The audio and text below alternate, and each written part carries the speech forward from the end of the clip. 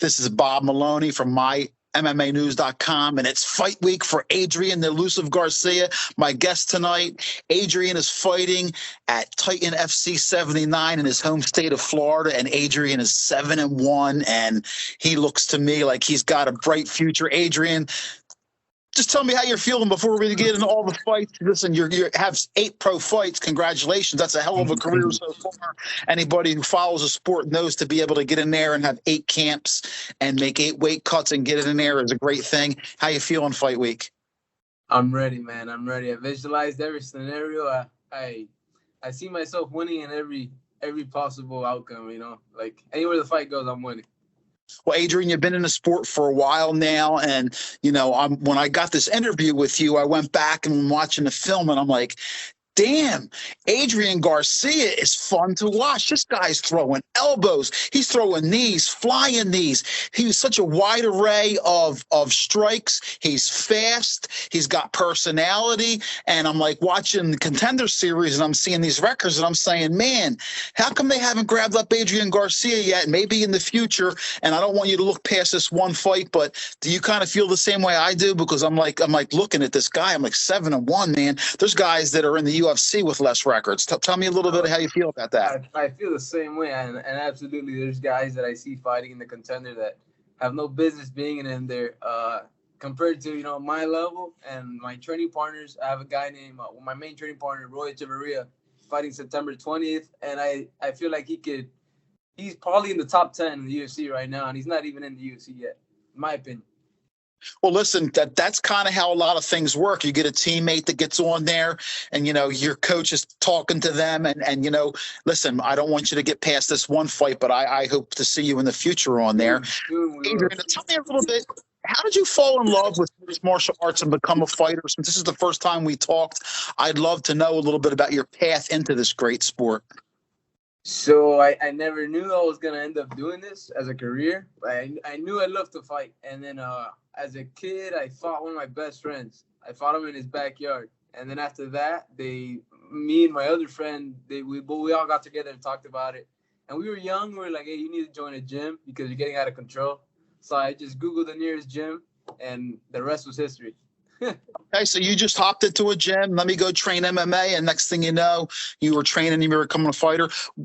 At that time, did you used to watch the UFC? Were you a fan? Yeah. I grew up watching the UFC. My dad used to be a huge fan. I was growing up watching the Royce Gracie fights as a kid, as a baby, and then just as the years went on, I grew, just loving the sport. Excellent. Tell me a little bit about, your school. Give some shout out. Tell me the name of your camp, your school, your coaches, and all that, and who's helping you get ready for this, the biggest fight of your life. So my main training partners and the gym, the Goat Jet Academy. It's located in Wynwood here in Miami, Florida.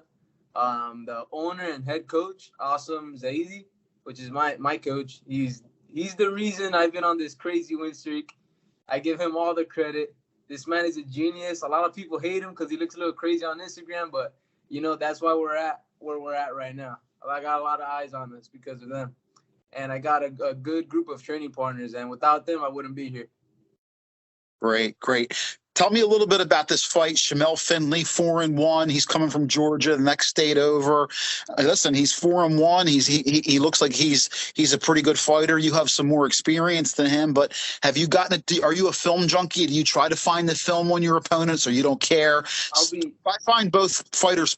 You find both guys. Some guys don't want to watch anything. Other guys want to watch every fight they can. I'll be honest. In the beginning and at the end of camp are the only times I look at my opponent.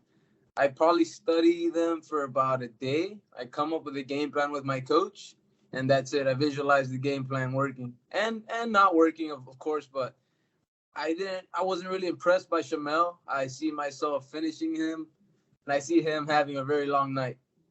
Excellent.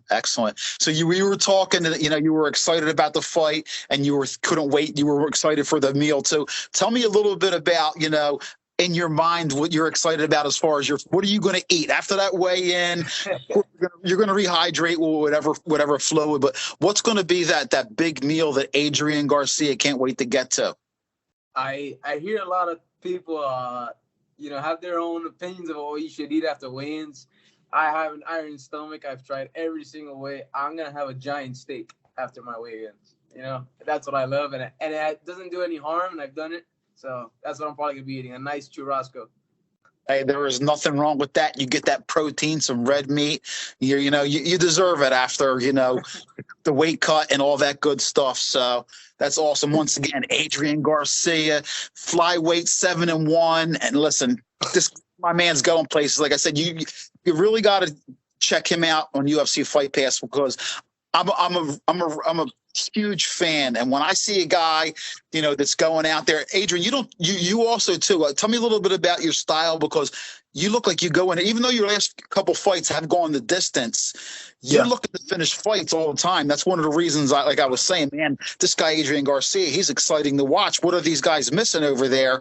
Tell me a little bit about that. Going for the kill, is that what you love to do? I feel like being at the Goat Shed. I've only been here for about 2.5 years with them, and they're like family now. But before that, the only game plan I ever had was just beat them standing, and if I get taken down, get my ass up and keep doing it. The same game plan every fight. That was my game plan.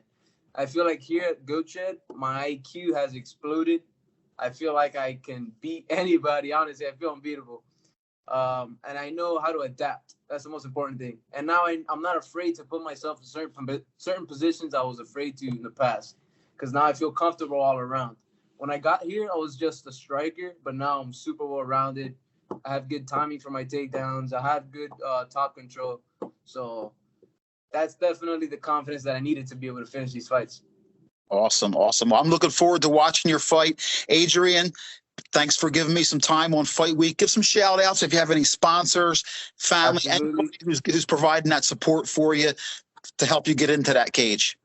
Absolutely. I want to give a huge shout-out to Infinity Health Solutions. Frank, you've helped me out through the whole camp. Thank you so much. I want to give another shout-out to Hibachi.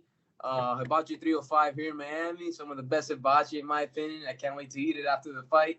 And Rocked. They're sponsoring me a new apparel company here in Miami. It's going to blow up. Why? Because they're sponsoring me, of course. Fusion CBD, Lonnie the Street Lawyer. And that's about it, I think. Am I missing anybody? No, that's about it. I think we got everybody. And I didn't pay checks, of course. I didn't pay checks. Bitcoin Coffee. Check them out on Instagram.